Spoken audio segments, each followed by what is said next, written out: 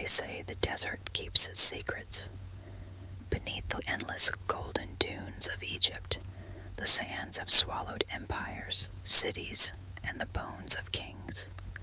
For centuries, the Valley of the Kings lay quiet, the resting place of Egypt's mightiest pharaohs, each tomb carved into the rock, filled with treasures meant to guide the dead into eternity. Yet, amid that eternal silence, one tomb had remained hidden, untouched for over 3,000 years. The resting place of a boy who had once ruled an empire, Tutankhamun. In the early years of the 20th century, the world's fascination with ancient Egypt burned brighter than ever.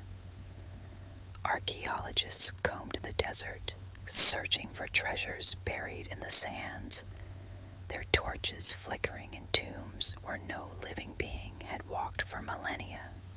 Among them was a determined man named Howard Carter, whose quiet obsession would soon awaken something the world had long forgotten. Carter had spent years under the unforgiving sun, funded by Lord Carnarvon, a wealthy English aristocrat who believed his money could buy a place in history. Season after season, they dug and found nothing but dust, broken pottery, and disappointment. By 1922, Lord Carnarvon was ready to give up. The desert had taken his patience, his fortune, and nearly his faith in Carter's dream. But Carter, steadfast and stubborn, pleaded for one final season. He felt something, he said, an instinct, a whisper in the wind that told him they were close. Reluctantly, Carnarvon agreed, granting Carter one last chance.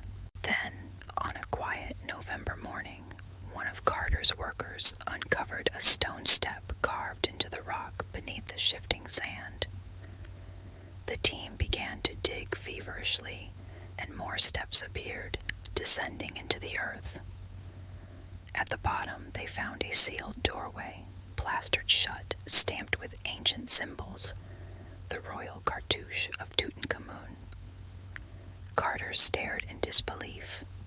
After years of fruitless searching, he had found it, a tomb that time had forgotten. He sent a telegram to Carnarvon, who hurried to Egypt, his heart pounding with excitement. Together they stood before the sealed door, their lanterns flickering in the dark. Carter made a small hole in the plaster, inserted a candle, and peered inside. The air that escaped was ancient, heavy, untouched for more than 3,000 years. Carnarvon's voice trembled as he asked, "Can you see anything?" Carter whispered back, "Yes, wonderful things." Inside, the chamber was filled with gold, chariots, statues, thrones, and strange sacred objects. Every surface glittered with treasures meant to serve a king in the afterlife. But beyond that first chamber lay another sealed door, and behind it rested the body of the young pharaoh himself, preserved in a coffin of pure gold. The discovery was unlike anything the modern world had ever seen. News of the find spread across the globe. The tomb of Tutankhamun was hailed as the greatest archaeological discovery of all time. But as the world celebrated, something darker began to stir. Whispers of an ancient warning, a curse that would soon take on a life of its own. It began quietly. A few months after the tomb was opened, Lord Carnarvon suffered a small mosquito bite on his cheek. It became infected, and within days he developed a high fever. He died suddenly in Cairo, far from home. At the exact moment of his death, the city's lights flickered and went out. Back in England, his dog let out a sharp, chilling howl and collapsed, dead. Newspapers across the world seized the story, their headlines screaming, "Death comes for the disturber of the Pharaoh's tomb." Soon, more strange deaths followed. George J. Gould, an American millionaire who had visited the tomb, died of pneumonia shortly after returning home. Prince Ali Kamal Fahmy Bey, present during the excavation, was shot and killed by his wife. Arthur Mace, one of Carter's team members, fell ill and died of arsenic poisoning. Even Lord Carnarvon's half-brother met an untimely end. And yet, through it all, Howard Carter, the man who had led the expedition, who had first opened the door to the tomb, remained alive, calm, and seemingly untouched by the so-called curse. People began to wonder why. Some said Carter had shown respect to the spirits of the dead, entering the tomb with reverence. Others whispered that he had performed a private ritual before opening the door, seeking the blessing of the gods. But skeptics dismissed it all as coincidence, suggesting instead that ancient spores, bacteria, or toxic gases sealed within the tomb could have caused infections or illnesses. After all, the air inside had been trapped for thousands of years, a perfect environment for unseen dangers to grow. Still, the coincidences were too many, too eerie, too well-timed. The legend of the curse took root in the imagination of the world. Newspapers invented chilling details to feed the public's fascination. One British paper even claimed there was an inscription above the tomb that read, "Death shall come on swift wings to him who disturbs the peace of the king." The phrase became famous, though in truth no such inscription was ever found. The idea of the Pharaohs' curse had been born, and it spread faster than any plague. Everywhere people spoke of it, in cafes, parlors, and lecture halls. It wasn't just a story. It became a symbol of the arrogance of man, daring to disturb what should remain untouched.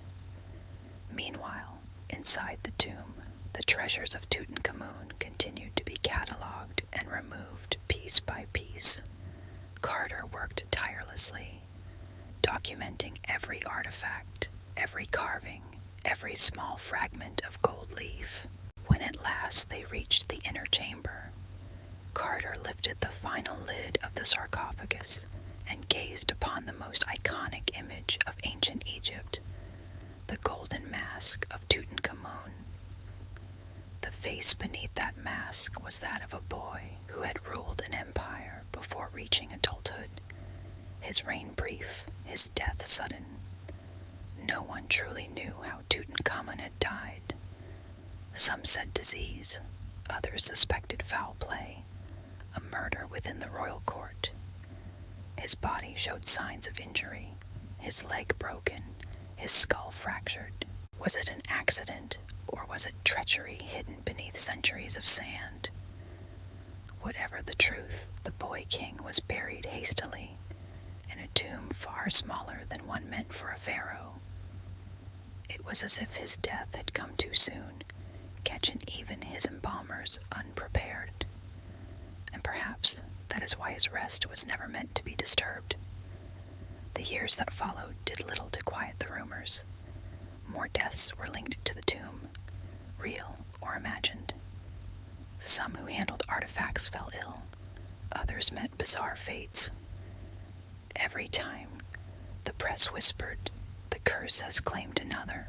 Even long after Carter's work was done, the story continued to haunt those connected to the discovery. But the truth, as it often does, lies somewhere between reason and belief. Scientists who revisited the tomb decades later found traces of toxic mold on the walls and in the wrappings of the mummy, spores that could have caused deadly respiratory infections. Yet they also noted that many who worked inside the tomb lived long, healthy lives. Howard Carter himself lived until 1939, passing peacefully at 64. If there was a curse, it spared the man who had awakened it. And so the story endured, passed from one generation to the next, whispered like a ghost through the corridors of time. The curse became more than a tale of superstition. It became a reflection of human awe before the mysteries of death and our instinctive fear of what lies beyond. Even today, when one stands in the dimly lit halls of the Egyptian Museum and looks upon the golden mask of Tutankhamun, it's impossible not to feel the weight of centuries pressing down. The mask's calm, timeless expression seems to watch in silence, as though it knows something we do not, a truth locked away behind those unblinking eyes. Perhaps the real curse is not death at all, but the unending fascination that keeps the boy king's spirit from ever truly resting. His name, once almost erased from history, now lives forever in our imagination. He has achieved the immortality every pharaoh desired, not through magic or gods, but through the power of story. Close your eyes for a moment.